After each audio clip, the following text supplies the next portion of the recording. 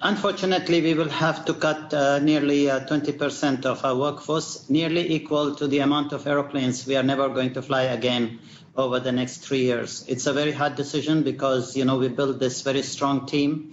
And now for me to let them go, it's really painful. But we have no other alternative, like all the other airlines in the world that are suffering massive reduction. We, comparatively, are not so bad. We hope that things will rebound. But I don't think anybody can predict. Will it take 2 years? Will it take 4 years? Will it take 5 years? We have to wait and see. Yeah, indeed. So it was confirmed to the BBC today that your airline is giving or will give a cash bailout to Hong Kong's Cathay Pacific, which you already hold nearly 10% as a shareholder in that. I'm just wondering, Akbar, why are you doing that now when you've just told us you're going to have to cut 20% of your workforce? You're struggling just like all the carriers on this planet. I mean, don't you need the cash just to keep Qatar going? I think I'm misquoted that we'll give them a financial bailout. What I mentioned is that if there is a recall for an injection in equity, as a shareholder, we will do it. Otherwise, we lose our equity share, which I would not allow to happen. The same goes with all our other investments. We have invested strategically for long term. And this is something, we have a pie, and we will have to share it equally between our staff and, of course, the investments that we have for long term. Airlines will rebound, so it is a long-term investment which we will certainly keep doing.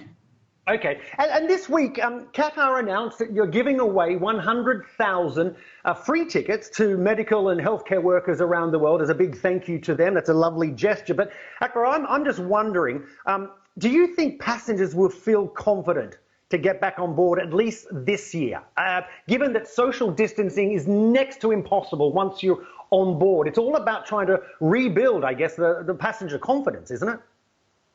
Let me answer you in two parts. First, yes, the passengers will travel. Don't forget that the massive shock that the aviation industry got after 9/11, people did a year later got confidence to travel. There will be mitigating factors, but I'm confident that air travel will come back during the period I just stated to you. The distancing issue, I don't think that this would really work in an aeroplane. When you see that the safe distance is declared social distancing of nearly 1.5 meters at least, it's impossible to have it in an aeroplane. The only thing that you can do is, as it has said by all medical professions, that the virus doesn't spread by air, it spreads by droplets. So the only way is to make mandatory use of masks, gloves, and make sure that you continuously sanitize yourself, and the HEPA filters that are already installed in aeroplanes take care of the rest of the problem.